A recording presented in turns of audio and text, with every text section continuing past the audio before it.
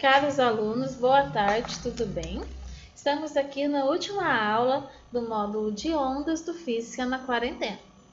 Pessoal, nessa aula, como eu já dei uma introdução do que são ondas, né? A diferença entre as ondas longitudinais, ondas transversais, eu gostaria de focar um pouco mais na transmissão de energia, na transferência de energia por meio de ondas, né? Graças a esse fenômeno, né, nós estamos conversando agora, né, online, porque as ondas Wi-Fi são ondas de radiofrequência.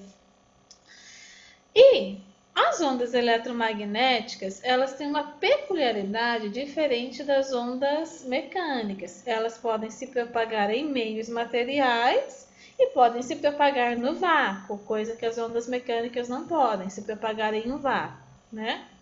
Tanto que quando aparece um filme do Star Wars, dos mais antigos, eu não me lembro qual deles, e tem uma explosão no espaço, é mentira. Você não conseguiria escutar o som da explosão no espaço. Fisicamente é impossível. Mas vamos focar agora num fenômeno muito importante de transferência de energia e como que essas transferências de energia elas podem impactar no nosso dia a dia de uma maneira natural, de uma maneira tecnológica e como elas podem ser promissoras do futuro, né? Então, eu vou começar a compartilhar aqui os slides com vocês e gostaria que a gente pensasse um pouquinho primeiro sobre alguns fenômenos mais antigos que detectaram a presença, né, de algumas cargas e, de certo modo, detectaram a presença de campos elétricos e magnéticos. Então, vamos começar um pouquinho com uma contextualização histórica, né? Bom, desde a antiguidade, né, os gregos antigos, eles não sabiam que eram cargas elétricas, não sabiam que eram campos elétricos e magnéticos. Mas eles tinham uma noção que havia alguma coisa que produzia um fenômeno chamado de eletrização. Claro que até mesmo os conceitos de elétrons e prótons eles foram definidos depois de 1850 com Benjamin Franklin, né? Mas os gregos já tinham algumas noções. Então vamos pensar como que acontece primeiro o processo de eletrização por indução. O que é algo induzido, professora? É algo que você não precisa ter um contato entre si necessariamente. Então, eu vou começar aqui com um experimento bem simples que a gente costuma usar em laboratório, que a gente costuma produzir em projetos de extensão, né? Que é o eletroscópio de folhas. Então, deixa eu só mostrar o experimento para vocês e aí eu já explico o que acontece com eles. Vou apresentar o eletroscópio. Ele é um dispositivo, né? Que ele vai ser composto por uma esfera, ou nesse caso não é uma esfera, mas é um material metálico, um alumínio. Há um fio de ligação entre o alumínio que vai estar recebendo as cargas, né, do fio que a gente chama de fio terra, que é esse fio condutor metálico. Por que tem que ser metálico? Porque os fios metais são bons condutores, né? E aqui a gente vai ter uma lâmina, né? Na verdade foi feito com lâmina de gilete, com uma lâmina de gilete, na verdade, dessas mais simples que consegue no mercado. Aonde a gente vai, que também é de um material condutor, um alumínio. E aí, e por fora dele há dois materiais isolantes, né? Que é um plástico e a madeira, que eles vão estar isolando o sistema de cargas, da indução de cargas externas, possivelmente. Então, deixa eu mostrar como que funciona aqui. Primeira coisa que acontece na eletrização é uma transferência de cargas elétricas que existem. Quais são as cargas elétricas conhecidas hoje? Elas vão ter, as cargas são diversas, mas as cargas elétricas mais elementares, que nós chamamos de elétrons e prótons, né? Eles vão ter cargas de sinais opostos. Os prótons, eles são positivos e os elétrons são cargas elétricas negativas. No entanto, cargas de mesmo, sabe-se que cargas de mesmo sinal se atraem, se repelem, e cargas de sinal contrário se atraem no eletromagnetismo clássico. Então, eu vou demonstrar aqui o que aconteceu. Observe bem. Primeiro eu vou atritar um canudinho, né? Que é um material carregado negativamente. Eu vou carregar ele com esse papel. Observem de novo. Tem uma parte do vídeo que o professor Guilherme vai continuar na aula do efeito fotoelétrico. Mas vamos pensar agora na eletrização. Então, o que está acontecendo aqui? Quando eu atritei o canudinho, né, vocês observaram que teve uma deflexão nessa lâmina do gilete, né? Então, essa parte aqui depois vocês vão discutir com o professor Guilherme da lâmina. Então, o que acontece? O canudinho foi eletrizado com cargas negativas pelo atrito que ele, com cargas positivas, né? Com o atrito que ele sofreu, com o atrito que ele sofreu com papel, e daí ele passa a transferir as cargas positivas para o gilete que estava a princípio sem cargas, estava descarregado. Então, o que acontece? Na transferência de cargas, há sempre um material que é o indutor e há sempre um material que é o induzido, né? Um corpo que é o indutor e um corpo que é o induzido. Então, na primeira fase, o que você tinha aqui? Vamos imaginar esse gilete aqui, que houve a deflexão de cargas, e aí eu já explico por que houve essa deflexão, com carga como uma esfera, que eu acho que fica mais fácil para desenhar. Então, no primeiro momento, o canudinho, que é o material carregado, porque ele foi atritado, ele vai se aproximar do gilete, que é um metal, e vai estar com a placa metálica. Mas, inicialmente, não há cargas, né? Desculpa. O gilete, ele está... Não é que não há cargas, mil desculpas. Mas, inicialmente, o gilete, a parte metálica, ele está carregado, ele é um elemento neutro. Então, a mesma quantidade de cargas positivas é igual às cargas negativas. Quando o canudinho se aproxima dele, né, ele vai induzir a um efeito de separação de cargas, de transferência de cargas. Então, o canudinho, que é o elemento carregado positivamente, ele vai atrair as cargas negativas do gilete para uma polaridade e vai repelir as cargas positivas para outra polaridade. No entanto, existe um fio terra, né, um fio aterrado, esse fio metálico condutor, que foi feito com... agora eu não vou lembrar qual metal que é. Não me lembro, mas não é um alumínio, com certeza. É aquele material de fazer o prego, que os pregos de roscas têm. Eu confirmo até sexta-feira com vocês. Agora eu esqueci o material do fio condutor, mas é um fio metálico, né? Então, o que vai acontecer? À medida que as cargas são induzidas, né? Como cargas de sinal oposto se atraem, então, de um lado da esfera vai ficar as cargas negativas, do outro lado ficam as cargas positivas. No terceiro momento, né, as cargas positivas do gilete, elas vão ser completamente transferidas pelo fio condutor.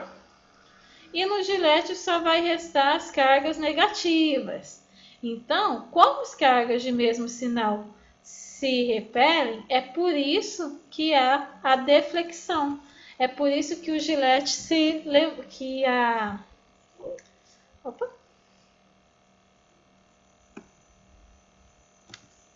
É por isso que as folhas do gilete se levantam, né?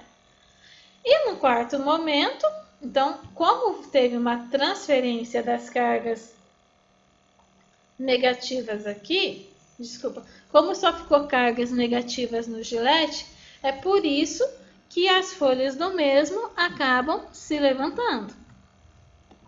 Acho que eu não devia ter parado. E depois, então no terceiro passo, só para lembrar certinho,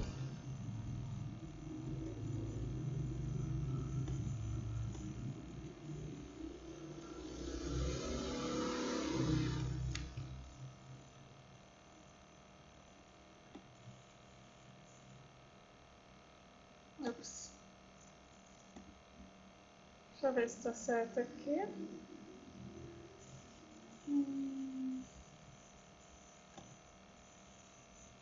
Acho que está certo.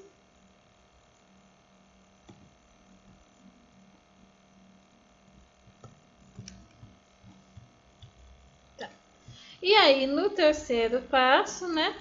Que era aquele que eu estava desenhando, não devia ter apagado. Então, no gilete vão ficar só as cargas negativas, né? Na parte das aberturas da folha, por isso que elas vão se repelir, né? E aí toda a carga positiva foi transferida para a esfera superior, né? Por meio do fio de condução que a gente chama de fio terra. Ah, professora, mas como que isso é importante? Como que a gente pode usar na indústria? Existem alguns tipos de eletrização de cargas que acontecem, nesse caso, por indução, ou em outros casos por atrito, ou em outros casos por polarização. No caso da copiadora, você pode-se dizer que é um processo um pouco mais sofisticado. Então, pode-se dizer que as cargas vão ser eletrizadas também. É um misto de... elas vão acabar entrando em contato. Por contato, que vai ser um outro processo de eletrização, né? O importante é saber, a eletrização é uma transferência de cargas que existem nos materiais e elas podem ser feitas por indução, como nesse caso, ou, de certo modo, por contato. Mas eu vou explicar como que funciona. Então, em uma copiadora, a primeira coisa que existe, né, vai ser o cilindro, onde a folha de papel, copiadora ou impressora, então vai ter um cilindro, onde a folha do papel em branco, né, ela vai... a impressora tem o mesmo princípio, mas vamos partir da copiadora, que eu acho que é um pouco mais fácil. Então, a folha de papel, ela vai passar por um cilindro, né? Um cilindro metálico, aonde esse cilindro ele está carregado negativamente. No entanto, o que acontece? Durante a cópia ou durante a impressão, no segundo passo, né? Que ainda está na primeira volta do papel no cilindro. O cilindro ele dá 3 voltas até ele sair do equipamento e chegar o cilindro a folha dá 3 voltas no cilindro até que ela saia do equipamento e chegue na sua mão com os dados impressos, né? Então, o que vai estar acontecendo? Uma luz, ela vai... A luz do flash, a luz do flash, ela vai incidir sobre essa folha metálica, né, no scanner. E daí ela vai estar removendo os elétrons da parte branca da folha. Quando ela remove os elétrons da parte branca da folha, só ficam os elétrons da parte preta ou da parte que está tingida com alguma cor da folha, né? Quando ela faz esse processo, o papel passa novamente pelo cilindro e aí é acionado o toner do cilindro. O toner da copiadora. O toner da copiadora, ele é composto por prótons, né? Por partículas de carga positiva. Então, o que acontece? Ele vai se... por um processo até de atração, de indução, ele vai ser atraído pelos elétrons e daí ele vai conseguir ficar atraído com os elétrons. E no último processo, né, antes da folha sair da máquina, há um aquecimento dessa folha bem rápido. Tudo isso que eu estou falando acontece bem rápido. Elétrons e prótons se fundem, né? E aí você vai ter o papel impresso com a tinta já bem fixa, né? Com a tinta seca. É um processo de fusão a seco, que o pessoal chama. Um outro processo de eletrização que ocorre, né, é o processo de eletrização ou de descarga elétrica dos raios. Então, o que pode acontecer? As nuvens, elas podem ser... quando as nuvens se juntam entre si e começa a se formar um tempo mais nubloso, né, há um rompimento das partículas das moléculas de água, ou começa a ter uma descarga elétrica, há um rompimento das moléculas de água, e daí o que vai estar acontecendo? As nuvens, elas geralmente estão atraídas negativamente, né? Elas são carregadas por elétrons. Mas algumas vezes, algumas nuvens se juntam, ou uma grande nuvem é formada, e elas passam mais devagar, ou param sobre uma determinada região da Terra. A Terra tem o quê? Ela é carregada positivamente, pode-se dizer.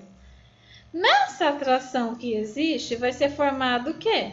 Uma descarga elétrica. Então, os elétrons, podem acontecer os dois fenômenos. Os elétrons atrair os prótons, ou os prótons atrair os elétrons.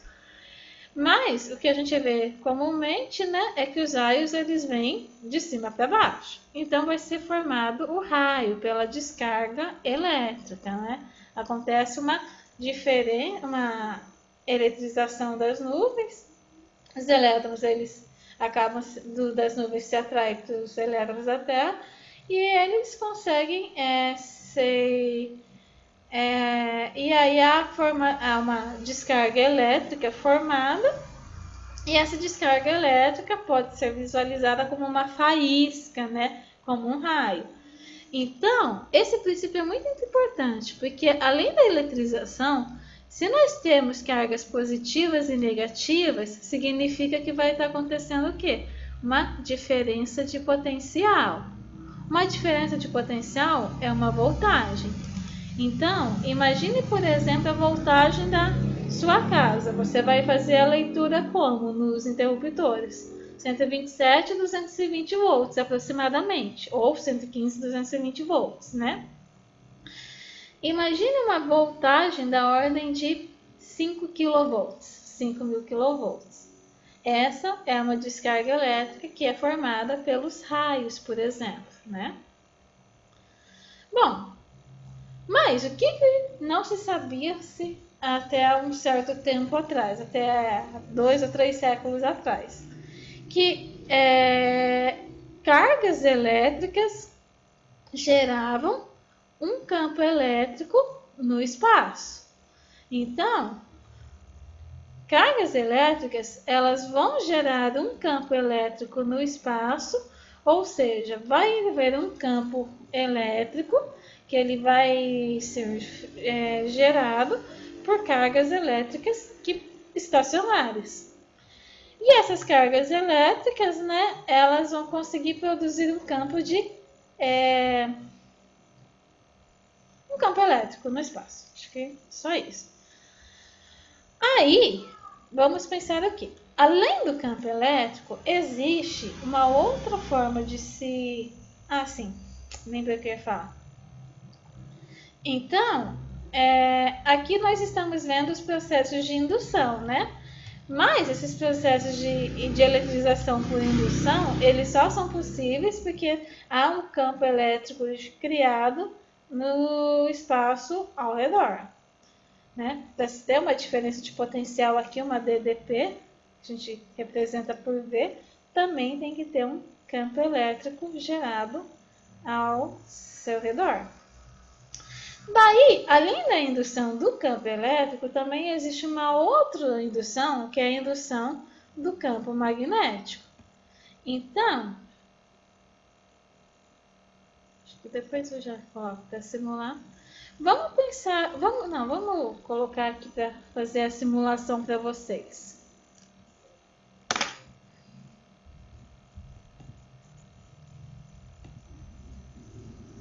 Só um instantinho.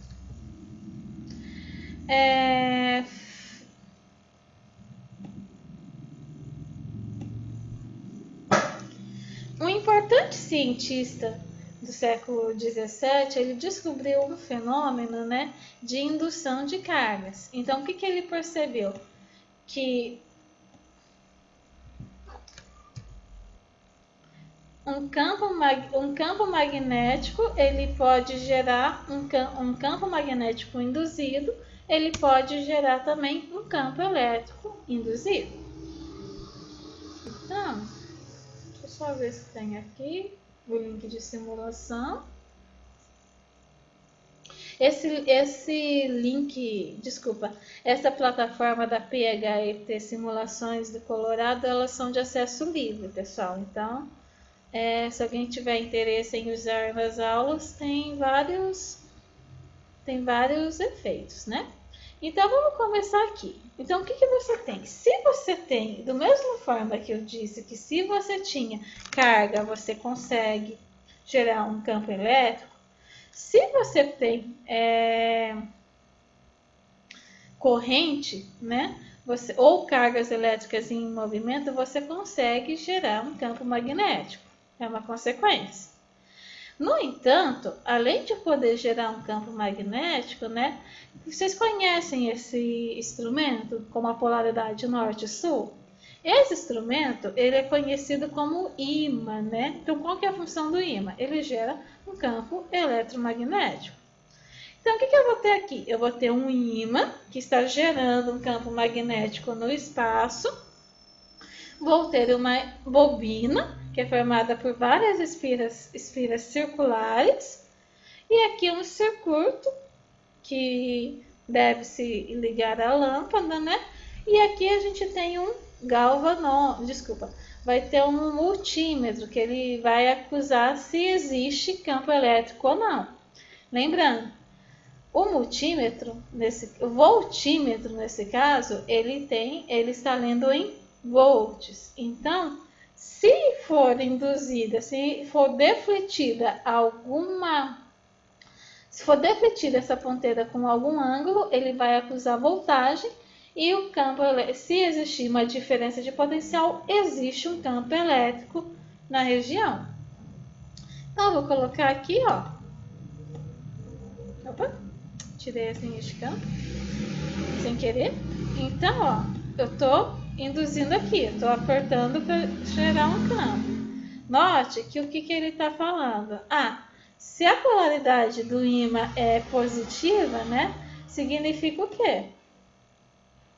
Que as linhas de campo, magnético, vão estar saindo do norte e sendo atraídas para o sul. Linhas de campo magnéticos não são radiais, elas são concêntricas, né? Mas significa que a polaridade vai estar sendo gerada uma polaridade uma corrente induzida nessa esfera, e essa corrente induzida ela vai acender a lâmpada, né? Se acende a lâmpada, ela está causando o quê? É porque a lâmpada foi induzida por uma diferença de potencial. E essa diferença de potencial é usada no voltímetro. Voltando aqui, né? Para a nossa explicação. Opas! O que a gente vai ter aqui? O desenho reproduzido, né? Copiado, na verdade, da plataforma do Colorado. Então, vamos pensar um pouquinho sobre esse desenho. Bom, aqui eu tenho um polo norte e um polo sul do ímã, né? E aqui eu tenho uma esfera de corrente. Então, como que a gente pode entender como que significa a indução de Faraday-Lenz? Imagina que esse ímã, né, ele está gerando um campo magnético na região e ele vai gerar também uma corrente que vai passar por... e vai haver uma corrente, né, de condução que existe nessa bobina. Toda bobina ela vai ter uma determinada corrente de condução.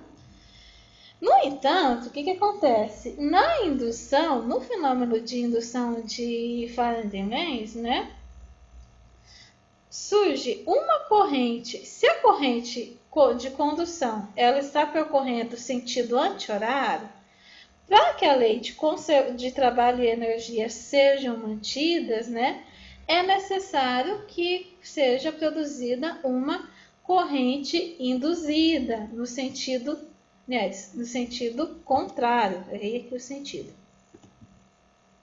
Do contrário ao da corrente de condução. Por quê?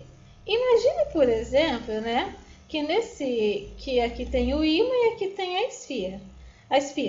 Se a corrente de condução, né, da esfera, significaria que aqui ela seria, na esfera, também formado um campo magnético, né? Porque o que forma campo magnético? Carga em movimento. E qual que é a definição de corrente? É a variação da carga no tempo. Então, se tem corrente, é porque está tendo uma variação de carga em tempo, movimento de cargas. Nessa esfera, é como se fosse formado também um ímã de polaridade sul e norte. Por que tem que ser assim? Porque daí, para a esfera atrair o campo magnético do ímã, né? Elas têm que apresentar polaridades opostas. No entanto, o que aconteceria?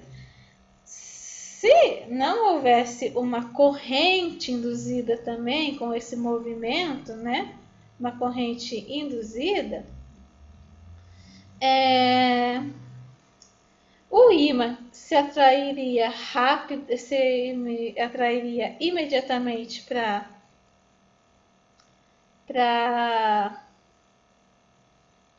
esfera e teria uma variação da energia sem que houvesse uma realização do trabalho. Só que isso é inadmissível pelo teorema do trabalho e energia.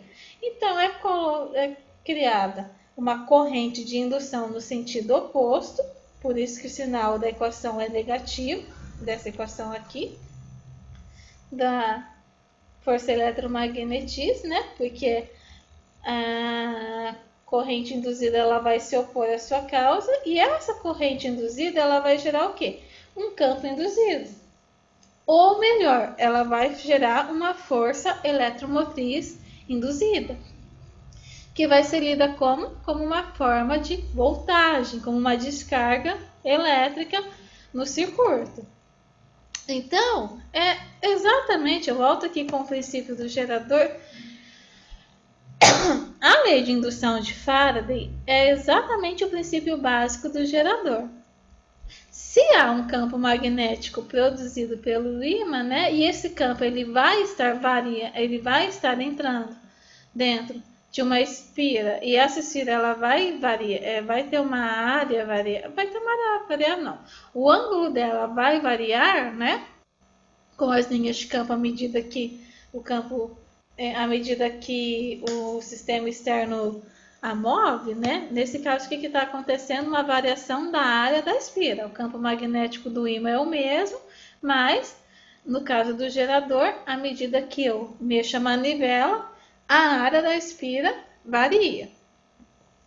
E daí, relembrando, fluxo, gente, é o quê? É o quanto de campo magnético que entra em uma determinada área. Imagina um fluxo de pessoas no corredor. Vai ser o quê? É o quanto de pessoas que passam pelo corredor, né? Então, lembrando que quando você tem esse pontinho, ele se chama produto escalar. O produto escalar, ele é determinado é descrito pelo produto do módulo do campo com a área, com o cosseno do ângulo entre eles. Note que quando cosseno é zero, quando a área é paralela ao campo, né? O fluxo do campo é máximo e você percebe e você vai ter intensidade máxima é máximo e você vai ter máxima intensidade na lâmpada, né? E daí a força eletromotriz, que é de uma certa forma uma energia potencial gerada ou até voltagem gerada, ela vai depender do quê? Da variação do fluxo no tempo, né? Então, nós já temos como induzir campo magnético pode induzir campo elétrico. Campo magnético variável no tempo pode induzir campo elétrico e cargas estáticas podem induzir campo elétrico. Então, foi isso que nós já soubemos até aqui. No entanto, novamente, já volto a compartilhar aqui com vocês, pessoal.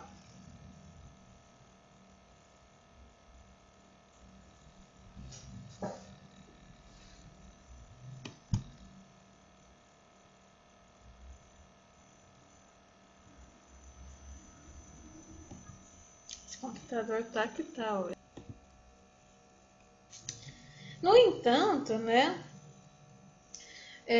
uma das aplicações mais atuais que existem, né, na indução de Faraday são os feios magnéticos, né, os feios dos trens chamados trem-barras, né.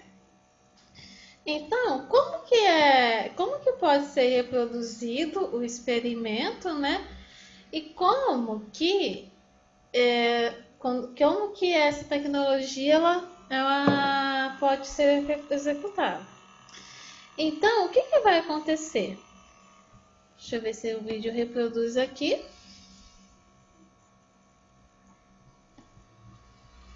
Então, observe que existe um ímã.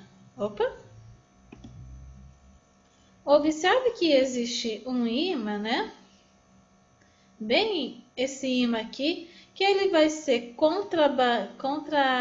que ele vai ser equilibrado com um peso, né, de parafuso, uma bateria, né, que vai ser colocada para energizar o sistema.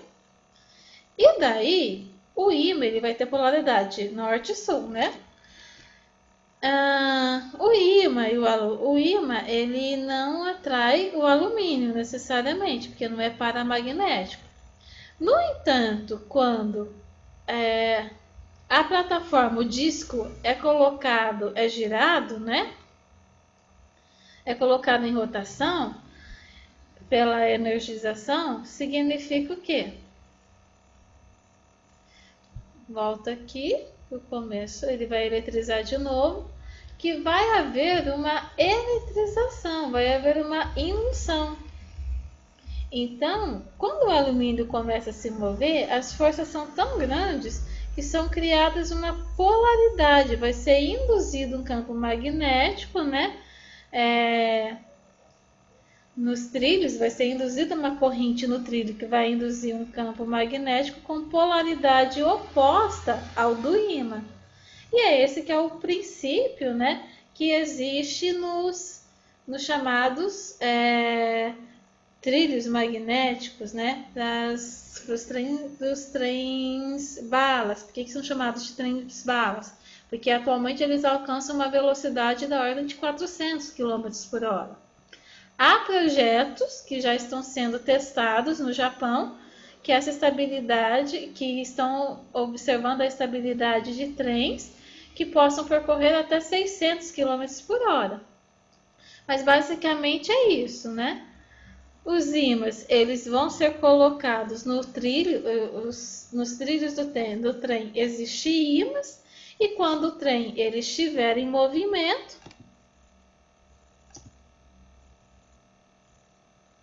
então, nos trilhos do trem vão ter os ímãs intercalados, né? Polo Norte e Polo Sul.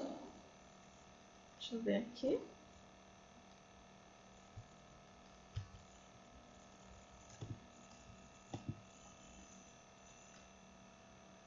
Então, vai ter o trilho, aí vai ter os ímãs Norte e Sul, intercalados. E à medida que o trem ele começa a se mover no trilho, né?